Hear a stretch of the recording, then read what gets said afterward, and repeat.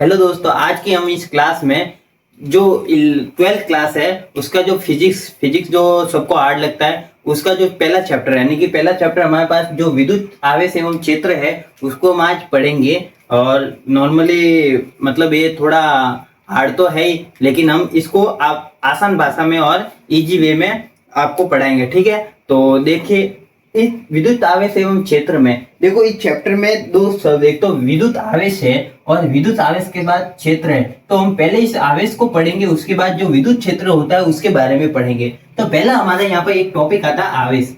ठीक है, तो आवेश क्या होता है?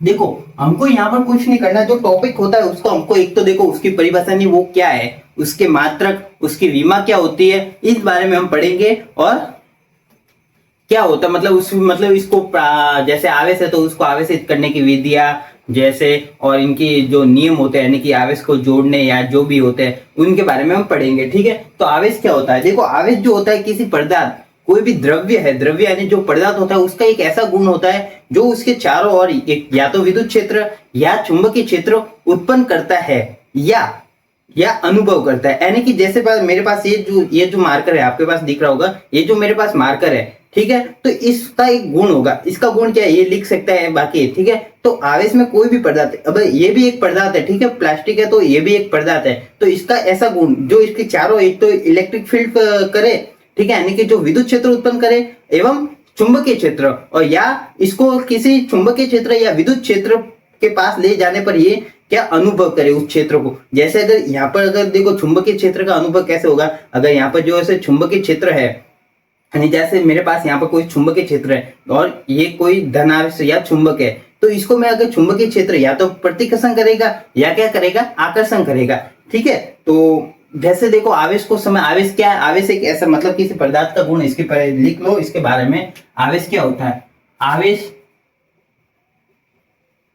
आवेश किसी पदार्थ का, आवेश जो है वो किसी पदार्थ का ऐसा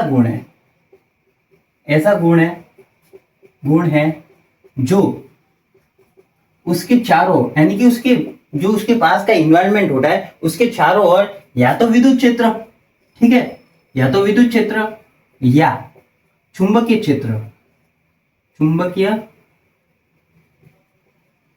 चुंबकीय क्षेत्र उत्पन्न करे या इन जो विद्युत क्षेत्र या चुंबकीय क्षेत्र उसका अनुभव करे, यानी कि अनुभव करे। ठीक है, वही हमारे पास आवेश होगा। ठीक है, तो आवेश कितने प्रकार का होता है? देखो आवेश हमने नॉर्मली कितने प्रकार, दो प्रकार के आवेश पढ़ते हैं, एक तो ऋणावेश, एक पढ़ते हैं हम धनावेश। ठीक है, धनावेश यानी पॉजिटिव, ठीक है, और ऋणावेश यानी नेगेटिव होता है। ठीक है, तो देखो इनको पहचानने का तरीका देखो, नॉर्मली एक तो क्या हमारे आवेश के दो प्रकार होते हैं। पहला प्रकार क्या होगा हमारे पास? धनावेश, ठीक है, और दूसरा हमारे पास होगा ऋणावेश। ठीक है, ऋणावेश होता है। ठीक है, और देखो आवेश को पहचानने के लिए कुछ विधियां, यानी कि जो हम दैनिक जीवन में हमारे साथ जो घटित होती है, यानी कि कोई दैनिक जीवन में हमारे पास के आवेश कैसे होता है किसी पदार्थ में। देखो ये एक मेरे पास, जैसे आप कोई स्केल या कुछ भी लो, देखो मैं एक मार्कर ले ला, इसको आपको अपने कपड़े पर रगड़ते रहो, यानी कि जितना आप जैसे रगड़ो तो इसमें से क्या होगा, जो कपड़े में है, जो ये रेशम का कपड़ा तो नहीं है वैसे, ठीक है, अगर इस रेशम का कपड़ा, तो इसमें से क्या होता है, जो इलेक्ट्रॉन होते हैं वो इसकी सतह पर आते हैं और ये इस पर पॉजिटिव चार्ज होता है, यानी कि इस पर आवेश का क्या होता है, स्थानांतरण होता है। ठीक है, तो आवेश का स्थानांतरण, तो अब इसको रगड़ने के बाद अगर आप कागज के छोटे छोटे टुकड़ों के पास लेके जाओगे तो वो क्या करेगा, इसको आकर्षित करेगा, यानी कि जो ये मार्कर है मेरा, रगड़ने के बाद उन कागज के टुकड़ों को क्या करेगा, आकर्षित करेगा। तो इसका मतलब ये है कि जो रेशम के जो मैंने यहाँ पर रगड़ा, तो यहाँ पर क्या हुआ, आवेश का क्या हुआ, स्थानांतरण, यानी कि एक दूसरे से आवेश का क्या हुआ, स्थानांतरण हुआ। तो इसी प्रकार हमारे दैनिक में बहुत ऐसे, जैसे कोई स्केल है उसको आप अगर सूखे बालों में रगड़ोगे तो उसको भी अगर आप कागज के छोटे छोटे टुकड़ों के पास लेके जाओगे तो क्या होगा, वो उन कागज के टुकड़ों को क्या करेगा, आकर्षित करेगा। आप ट्राई कर सकते हो, लेकिन हाँ ध्यान रखना, जो आप उस स्केल को रगड़ो तो अपने बाल क्या होने चाहिए, एकदम सूखे होने चाहिए, ताकि वहां पर जो इलेक्ट्रॉन का, यानी कि जो इलेक्ट्रॉन या जो भी आवेश होता है उसका क्या होता है, स्थानांतरण आसानी से। गीले बालों में ऐसा नहीं होगा। ठीक है, तो आप वहां पर ट्राई कर सकते हैं। ठीक है, तो नॉर्मली अब वहां पर पहचान मतलब कि क्या होता है, देखो आवेश का पहचान कैसे होता है। ठीक है, तो इसमें आवेश एक दूसरे से क्या होते हैं, स्थानांतरित होते हैं। तो इसमें जो जो स्केल की छड़ होगी वहां पर हमारे पास क्या आएगा, पॉजिटिव टर्मिनल आ जाता है, ठीक है।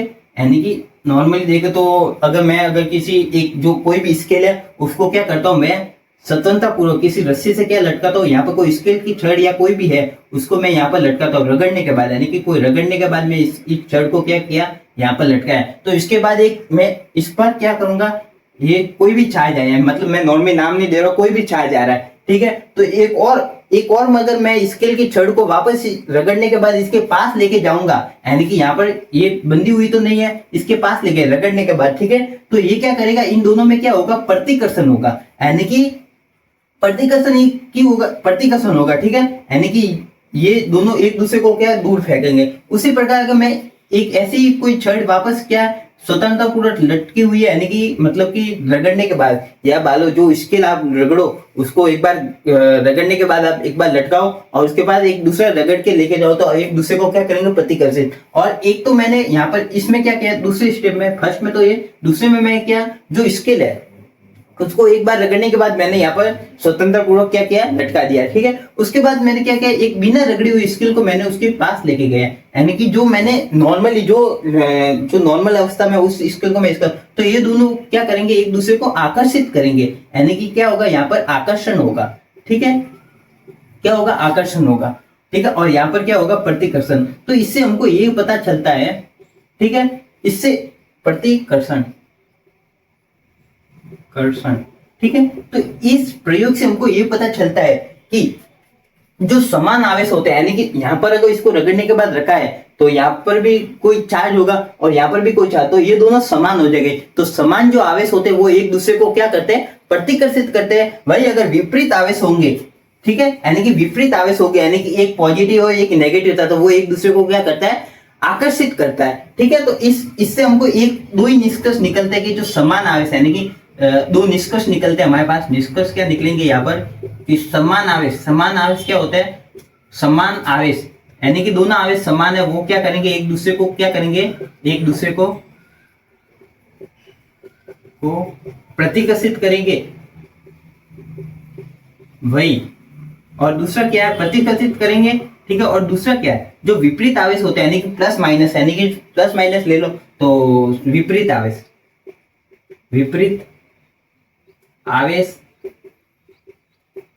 एक दूसरे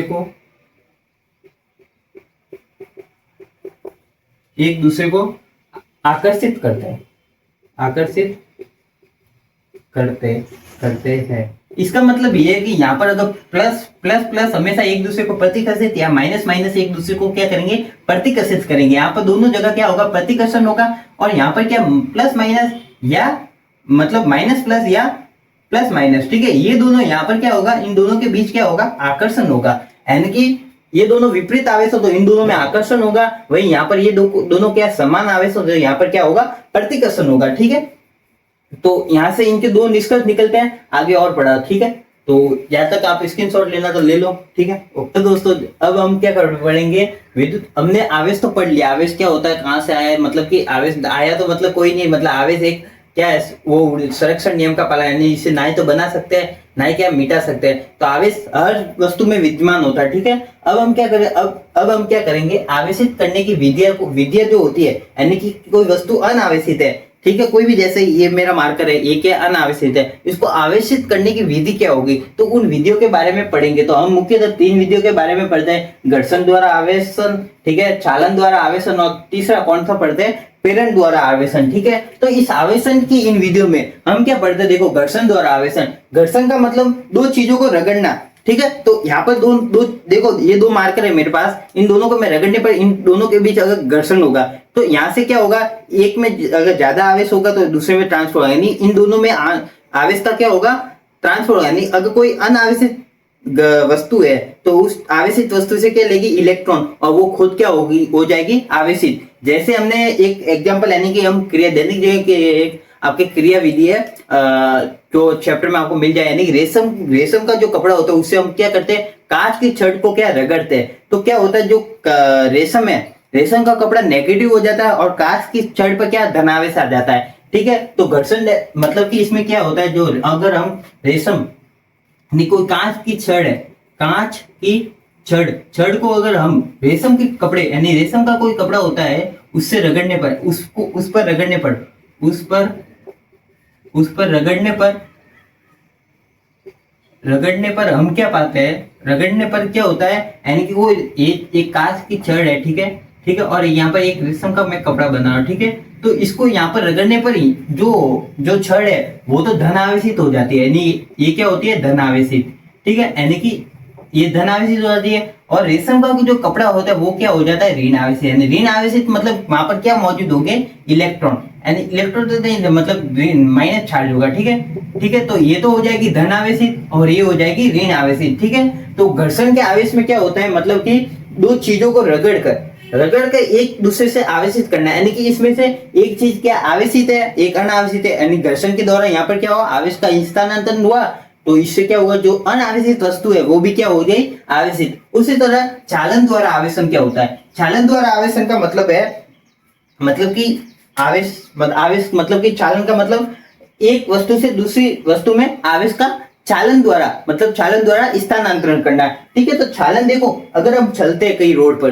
ठीक है, तो वहां पर क्या होगा, अगर कोई बड़ी खाई होगी तो वहां पर हम दूसरी तरफ पार नहीं कर पाएंगे, तो यहाँ पर भी क्या होता है, मतलब कि क्या होता है, अगर देखो एक कोई वस्तु है और दूसरी वस्तु है, एक आवेशित है एक अनावेशित है, ठीक है, उसी प्रकार हम अगर रोड को देखें तो यहाँ पर हम चल रहे हैं, ठीक है, तो वो हमारे लिए पॉजिटिव, और जहां जिस रोड पर हम नहीं जा रहे वो हमारे लिए नेगेटिव यानी अनावेशित हो गया, ठीक है। तो यहाँ तक तो हम पहुंच जाएंगे, लेकिन यहाँ से यहाँ तक नहीं जाएंगे क्योंकि खाई बड़ी है, इसका मतलब मैंने इतनी बड़ा, इसका मतलब ये नहीं कि छोटी खाई है, ठीक है, खाई बड़ी है इसलिए हम उस पार नहीं जा पाएंगे, तो ये हमारी अनावेशित वस्तु है, ये हमारी आवेशित वस्तु है। तो यहाँ पर क्या हो गया, चालन में क्या चाहिए हमको, इन दोनों के बीच क्या चाहिए, संपर्क चाहिए, मतलब दोनों मिली हुई होनी चाहिए, मतलब हमारे लिए अगर चलना है तो सड़क एकदम सीधी चाहिए, या मतलब बिना खड्डे वाली खाई वाली चाहिए, ठीक है, ताकि हम अपनी मंजिल तक आराम से पहुंच जाए, ठीक है। तो उसी प्रकार इन दोनों के बीच क्या होना है, मतलब संपर्क होना चाहिए, मतलब दोनों जुड़ी हुई ना, ताकि चालन आराम से हो जाए, ठीक है।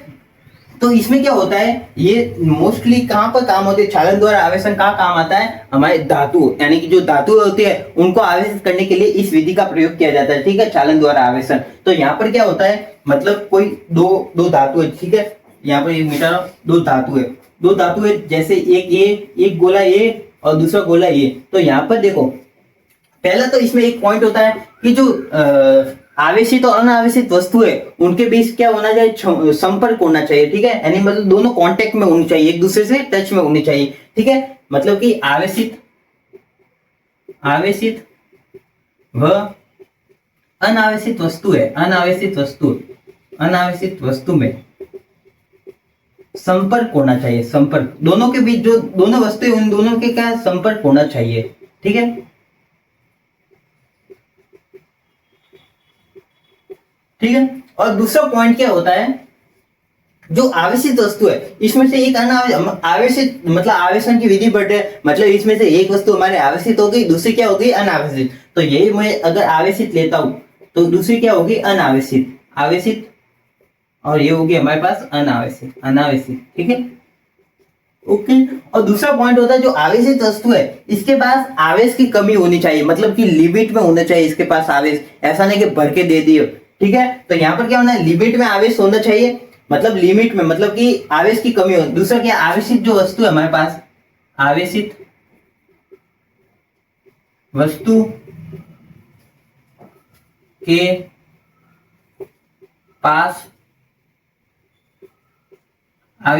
के पास आवेश की कमी हो,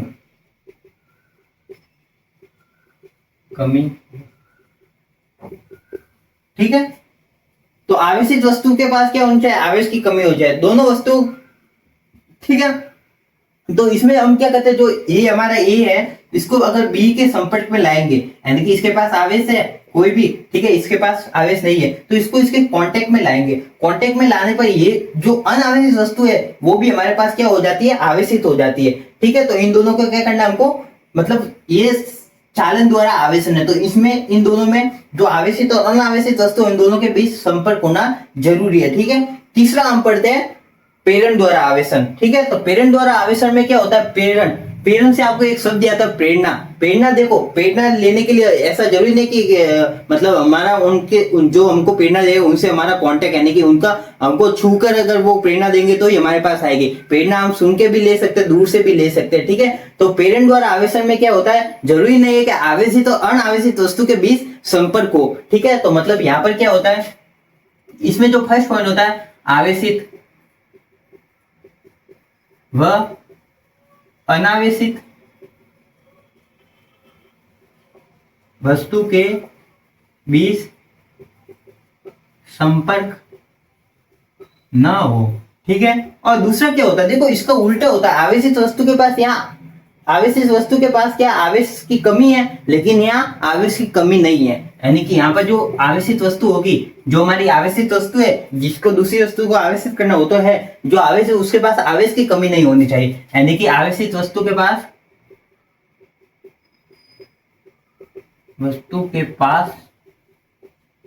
आवेश की कमी नहीं होगी, आवेश की कमी ना हो, ठीक है, ठीक है। और देखो आवेश की मतलब कि इसमें क्या होता है, मतलब कि अगर जो आवेशित वस्तु है, जैसे कि मैं अगर देख लूं तो ये कोई है, यहाँ पर आवेश भर के पड़ा है, यानी कि माइनस प्लस प्लस माइनस सब कुछ पड़ा है, ठीक है। तो हम इसमें एक आवेश कर सकते हैं, यानी कि हम चाहे तो यहाँ पर प्लस रख सकते हैं और हम चाहे तो इसको ऋण आवेश बना सकते या धनावेश बना सकते। ये कैसा होता है, देखो इसके पास अगर हम कोई धनावेशित छड़ लेके जाएंगे, यानी कि धनावेशित अगर कोई प्लस वाली छड़ लेके जाएंगे इसके पास, तो इसके पास ऋण आवेश और धनावेश दोनों है। तो ये क्या करेगा, मतलब देखो जो समान है, मतलब समान को क्या करता है, प्रतिकर्षित, प्लस वालों को तो उधर भेज देगा और माइनस वाला इस यहाँ पर लेके जाए तो यहाँ पर क्या आ जाएगी, सब माइनस वाले आ जाएंगे और प्लस वाले यहाँ पर आ जाएंगे। अब वो क्या प्लस को हटाना है तो यहाँ पर से एक वायर जो कि हम क्या करेंगे, इसको भू संकल्पित कर देंगे, यानी कि इसको क्या करेंगे, हम भूमि में छोड़ देंगे। तो जो हमारी अर्थ है उसके पास आवेश क्या होता है, उसका आवेश का मान शून्य होता है, उसको वो इतने भूखे आवेश की जितना आवेश दो वो ग्रहण कर सकते हैं, ठीक है। तो यहाँ पर हम प्लस को क्या करेंगे, भू संकल्पित है, नहीं तो यहाँ पर भू संकल्पित प्लस तो नीचे चला है तो यहाँ पर क्या बचेगा, ऋण आवेश। अगर धन आवेश करना है तो हम क्या करेंगे, नेगेटिव छड़ है, नेगेटिव छड़ को इस ऐसे को जो हमारे पास जो आवेशित वस्तु उसके पास लेके आएंगे। तो यहाँ पर क्या होगा, सब प्लस वाले यहाँ पर आकर्षित हुआ तो प्लस वाले यहाँ पर आ जाएंगे और माइनस वाले इधर, तो इसको भी क्या करेंगे, हम भू संकल्पित करेंगे। तो ये हमारे पास क्या हो जाएगी, धन आवेश, मतलब कि ऋण आवेशित मतलब धन आवेशित हो जाएगी ये वाला, ठीक है। तो आगे हम क्या पढ़ेंगे, आवेश का मात्रक। देखो हमारे पास आवेश की विधियां हो गई, ये सब हो गया, मतलब आवेशन की विधियां हो गई, मतलब ठीक है। और आवेश के बारे में हमें पढ़ लिया, आवेश के प्रकार पढ़ लिए, क्या होता है धन आवेश, ऋण आवेश, इनमें संबंध, यानी धन आवेश को क्या करता है, प्रतिकर्षित करता है। उसके बाद हम क्या पढ़ेंगे अब, आवेश का मात्रक, ठीक है। और एक दो कोई क्वेश्चन जो हमारे बोर्ड में ज्यादातर आए हुए हैं, ठीक है, तो उसको करते हैं। तो अब हम पढ़ते हैं आवेश का मात्रक, ठीक है। देखो हमने जो पीछे पढ़ा वो एक बेसिक जानकारी थी जो आपको ध्यान रखना है ताकि आप फिजिक्स को आसानी से समझ सको, यानी कि फिजिक्स मतलब कहां से आया कहां से, उससे बोर्ड में तो एक नॉर्मल क्वेश्चन नहीं बनते। लेकिन अब जो हम पढ़ेंगे जो बहुत ही मोस्ट इंपोर्टेंट टॉपिक है इस चैप्टर का, आवेश, ठीक है। तो यहाँ से बोर्ड में बहुत बार क्वेश्चन भी आया है, वन लाइनर, एमसीक्यू, ठीक है। तो इसको हम पढ़ेंगे, ठीक है। तो आवेश का मात्रक, देखो आवेश का मात्रक वैसे तो कूलम होता है, ऐसा ही पद्धति में बात करें, लेकिन अगर मैं एमकेएस, देखो हम तीन पद्धति में हमेशा मात्रक पढ़ते हैं। आपने 11th के फर्स्ट चैप्टर में आपने पढ़ा एमकेएस, सीजीएस और एफपीएस वाले। तो इन तीनों मतलब तीनों पद्धतियों में, और एक हमारी होती है ऐसा यूनिट यानी अंतरराष्ट्रीय मात्रक। तो इन 4 यूनिट में हम पढ़ते हैं मात्रक को, ठीक है। वहां से हमारे क्वेश्चन बनता है, बहुत ज्यादा बनता है, ठीक है। तो आवेश का मात्रक क्या होता है, देखो एसआई में अगर मैं बोलूं, एसआई में आवेश का मात्रक क्या होता है, कूलम होता है, ठीक है, कूलम, ठीक है। इसको हम क्या करते हैं, सी से रिप्रेजेंट करते हैं, ठीक है। किससे रिप्रेजेंट करते हैं, यानी सी से हम क्या करते हैं, इसको निरूपित करते हैं, ठीक है। ये इसका ऐसा ही मात्रक है। अब देखो इसका एमकेएस मात्रक, एमकेएस मात्रक आपको नॉर्मली नहीं बताया होगा या पता नहीं, ठीक है, मैं आपको बता देता हूँ। एमकेएस मात्रक क्या होता है, देखो इसका एक फॉर्मूला, हम इसमें यहाँ पर एक फॉर्मूला है जो Q बराबर क्या होता है, NE होता है, नहीं यहाँ पर ये नहीं आएगा। यहाँ पर देखो एम्पियर मतलब धारा का फॉर्मूला A बराबर क्या होता है, Q/T होता है, ठीक है, Q/T। तो हमको Q का मात्रक चाहिए, तो Q बराबर क्या होगा, यहाँ पर Q बराबर होगा हमारे पास I/T है, ठीक है। तो यहाँ पर Q बराबर क्या होगा, I/T होगा, ठीक है। तो I यानी धारा का मात्रक क्या होता है, एम्पियर, ठीक है, एम्पियर होता है। तो एम्पियर, ठीक है, मल्टीप्लाई में समय का मात्रक क्या होता है हमारे पास, सेकंड, तो यहाँ पर इसका जो एमकेएस मात्रक यानी जो कूलम जो हमारे पास जो आवेश है उसका एम्पियर मात्रक मतलब एमकेएस मात्रक कौन सा आया, एम्पियर इंटू सेकेंड। ठीक है, इसके बाद हमारा हम इसका पढ़ते हैं सीजीएस मात्रक। जो सीजीएस मात्रक होता है वो होता है इसका स्टेट कूलम। क्या होता है, स्टेट कूलम। ठीक है, ज्यादातर क्वेश्चन सीजीएस मात्रक से बहुत ज्यादा बनते हैं। ठीक है, एसआई मात्रक तो नॉर्मली सबको पता ही होता है। ठीक है, सीजीएस मात्रक कैसा होता है, स्टेट कूलम। और यहाँ पर जो 1 कूलम होता है, जो 1 कूलम वो इसको ईएसयू से भी रिप्रेजेंट करते हैं, ईएसयू भी लिखते हैं। ठीक है, 1 कूलम हमारे पास होता है, 1 कूलम हमारे पास कितने का होता है, 1 कूलम हमारे पास कितने का होता है सीजीएस पद्धति में, तो 1 कूलम हमारे पास होता है 3 इंटू 10⁹ ईएसयू। ये हमारा क्या होता है, 1 कूलम का मान होता है किसमें, सीजीएस पद्धति में। ठीक है, उसके बाद हम क्या पढ़ते हैं, आवेश का एक और मात्रक होता है, हमारा एक मात्रक होता है फैराडे, जो आवेश का क्या होता है, सबसे बड़ा मात्रक होता है। क्या होता है आवेश का सबसे बड़ा मात्रक क्या होता है, एक हमारे पास आवेश का मात्रक होता है, आवेश का सबसे बड़ा मात्रक, आवेश का सबसे बड़ा मात्रक हमारे पास क्या होता है, फैराडे। क्या होता है, फैराडे। क्वेश्चन तो नहीं बनता लेकिन आपको बेसिक नॉलेज के लिए इसको ध्यान होना जरूरी है। और एक फैराडे, जो हमारे पास एक फैराडे होता है वो कितना किसके बराबर होता है, वो होता है हमारे पास जो एक फैराडे हमारे पास बराबर होता है 96 इंटू 500 कूलम के बराबर। कितना, 1 फैराडे बराबर 96 मतलब कि 96,500 कूलम के बराबर होता है। ठीक है, ये इतना बड़ा कूलम का मतलब कि आवेश का मात्रक है। ठीक है, आगे आवेश के हम गुणधर्म पढ़ते हैं। ठीक है, आवेश के गुणधर्म में क्या होता है, आवेश की योज्यता, आवेश कैसे जुड़ता है। ठीक है, और आवेश संरक्षण का नियम पढ़ेंगे जो मोस्ट इंपोर्टेंट होता है। ठीक है, तो ये आप देखो स्क्रीनशॉट ले लो।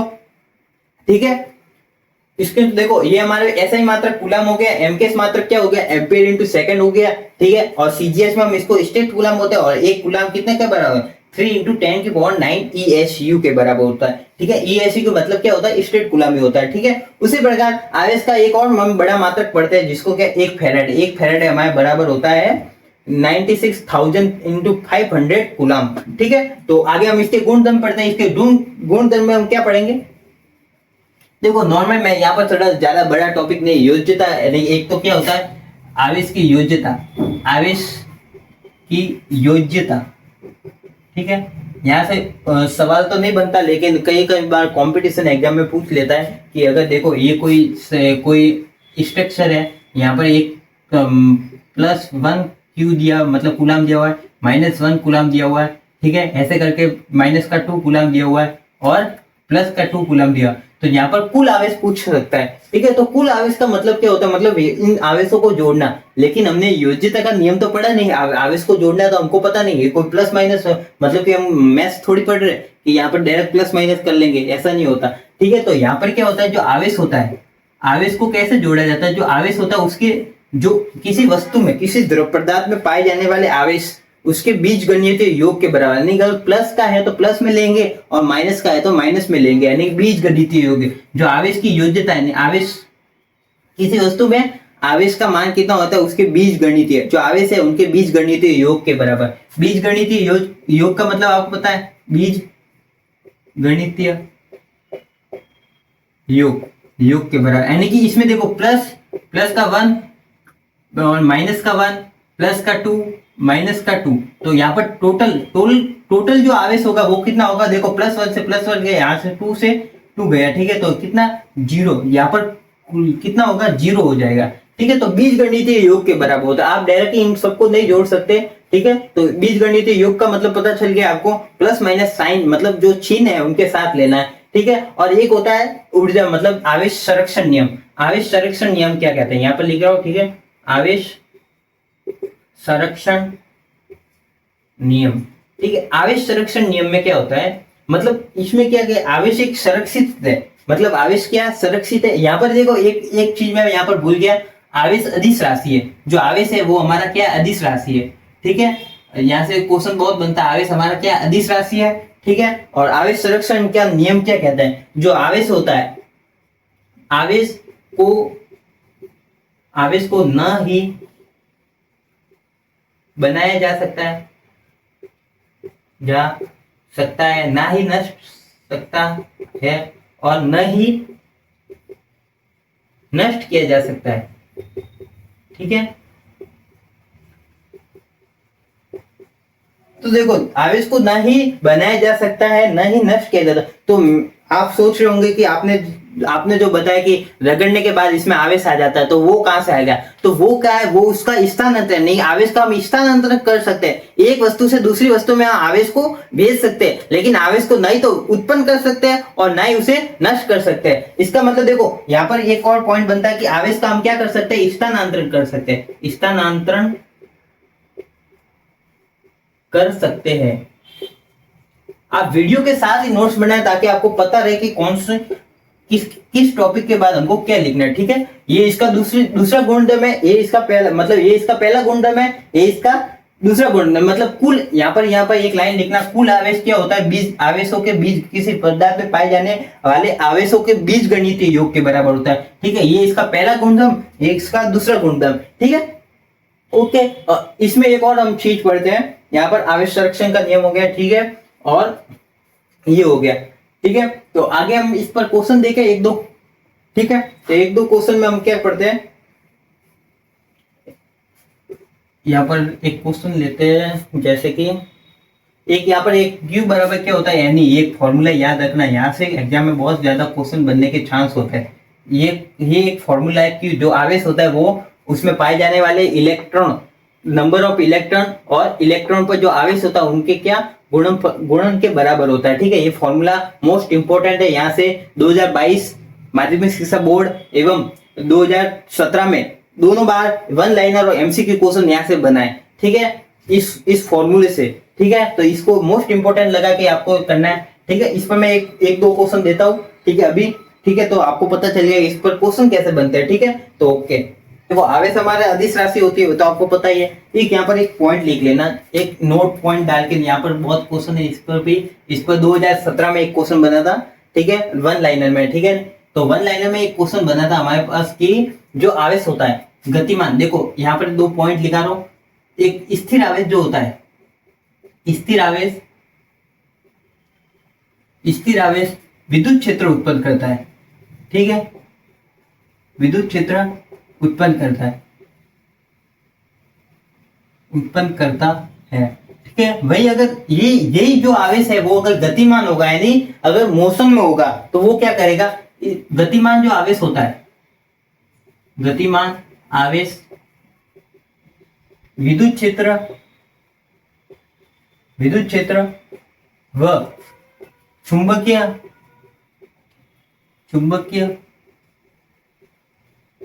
क्षेत्र दोनों उत्पन्न करता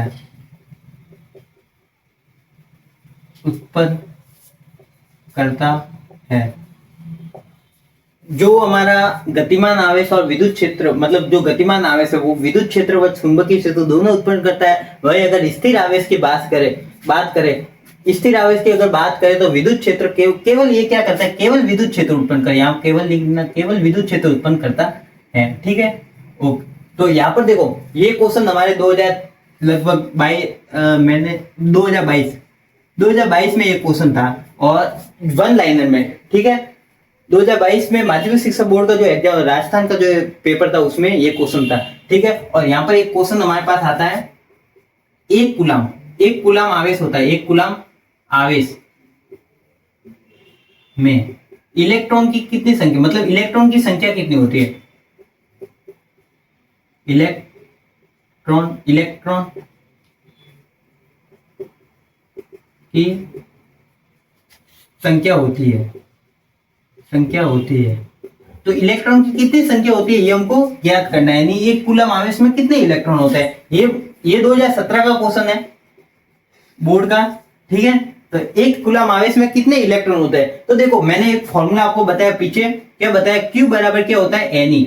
Q का मतलब क्या होता है? आवेश। ठीक है, और N का मतलब नंबर और इलेक्ट्रॉन। ठीक है, और E बराबर इलेक्ट्रॉन पर आवेश। तो इलेक्ट्रॉन पर आवेश आपने पढ़ा होगा, इलेक्ट्रॉन कितना आवेश है? 1.6 इंटू 10⁻⁻19 कूलम, ये इलेक्ट्रॉन पर आवेश होता है। ठीक है, E का मान। ठीक है, तो Q यानी कि 1 कूलम, एक कूलम में बोला, एक कूलम में। ठीक है, upon n number of electron हमको n की वैल्यू फाइंड करनी है। तो नंबर ऑफ इलेक्ट्रॉन n बराबर हमको ऐसे ही लिखना है e का मान कितना 1.6 इंटू 10 की पावर माइनस 19, ठीक है, गुलाम में, ठीक है। तो गुलाम से गुलाम वो तो कट जाएगा, ठीक है। तो इसको क्या इसका पक्षांतर कर दो 1 अपॉन 1.6 इंटू 10 की पावर माइनस 19, ठीक है, बराबर n। तो इसको आप सॉल्व करेंगे तो आपको एक गुलाम आवेश में जितने इलेक्ट्रॉन होते हैं उनकी संख्या आ जाएगी, ठीक है, नंबर ऑफ इलेक्ट्रॉन, ठीक है। तो यहाँ पर इसको सॉल्व कैसे करेंगे, देखो यहाँ से पॉइंट हटाएंगे, यहाँ पर क्या 10 से मल्टीप्लाई हो जाएगा, ठीक है। तो अब क्या है हमारे पास क्या बचा, देखो 10 अपॉन 16 इंटू मल्टीप्लाई, देखो मैं इस जो हमारे पास जो है जो 10 की पावर माइनस 19 इसको मैं अगर ऊपर भेजता हूँ, यानी कि जो हमारा जो अपॉन की जो लाइन है यानी बट्टा की जो लाइन बट्टा के ऊपर भेजता हूँ तो ये जो माइनस की पावर है वो हमेशा प्लस में होती है, ठीक है। तो इसको मैं लिख सकता हूँ इंटू 10 की पावर माइनस मतलब प्लस का 19, ठीक है। तो इसको कैसे सोल्व करेंगे, देखो 16 यहाँ पर डिवाइड करो, मतलब 10 में 60 का डिवाइड करो, 60 का डिवाइड करो 10 में 16 का। तो देखो 16 का डिवाइड वैसे तो यहाँ पर नहीं हो रहा है, ठीक है। तो यहाँ पर एक जीरो लगाने पर पॉइंट लग जाएगा, ठीक है, पॉइंट लग गया। 16 का डिवाइड करो यहाँ पर 16 मतलब 100 में, तो कितना आएगा यहाँ पर 16 का डिवाइड करने पर यहाँ पर आपके आता है 16 132 32 और 4 बार करने पर 64 आता है, ठीक है। उसके बाद 64 और 64 ज्यादा हो जाएगा, यानी कि हमको 8 बार समथिंग यहाँ पर जाएगा 8 बार, ठीक है। नहीं, एक बार 16 को 6 से मल्टीप्लाई करो, 6 6 बार 36 का 6 हासिल लगी 3, 6 कम 6, 6 और 3 9, 96 आ रहा है, 96 आ रहा है, मतलब कि कितनी बार 6 बार जाएगा, 6 बार डिवाइड होगा कितना आएगा 96 आएगा। नहीं कितने बचे 4, जीरो लगाओ, ठीक है, जीरो लगाओ, ठीक है। उसके बाद देखो 16 का 16 32 2 32 यानी कि 2 आ जाएगा, यानी 32 यानी कि कितने बचे 8, ठीक है। यहाँ पर जीरो लगाने पर कितना आएगा, यहाँ पर 80 आएगा, यानी कि 5 बार 80 आ जाएगा। 16 का डिवाइड 80 में 5 बार होता है, ठीक है, ठीक है। देखो आप देख लो 5 मल्टीप्लाई करो कितना 18 हो जाएगा आपके, ठीक है। तो कितना हो रहा है हमारे पास 0.625 हो रहा है, यानी कि 10 का डिवाइड 16 में मतलब कि 10 में 16 का डिवाइड हुआ 0. कितना आ रहा है, तो 0.625 इंटू 10 की पावर 19 आ रहा है, ठीक है। इसको मैं यहाँ से एक 10 को इससे मल्टीप्लाई करवा, यानी कि जो हमारे पास जो 10 की पावर 19 है उसका क्या होगा मल्टीप्लाई में 10 की पावर 18 हो जाएगा, और यहाँ पर आएगा 6.25, यानी कि ये इलेक्ट्रॉन की संख्या है। मतलब एक कूलम आवेश में इलेक्ट्रॉन की संख्या कितनी होगी 6.25 इंटू 10 की पावर 18। अब आपको यहाँ पर अगर 2 कूलम दिया हो तो आपको सिर्फ इसकी जगह 2 रखना है और इलेक्ट्रॉन की संख्या आपके पास आ जाएगी, ठीक है। तो आगे हम इसको जो हमारे कूलम्स लॉ है इसके बाद हमारे जो टॉपिक आता है वो कूलम्स लॉ वो हम कल पढ़ेंगे, ठीक है। धन्यवाद।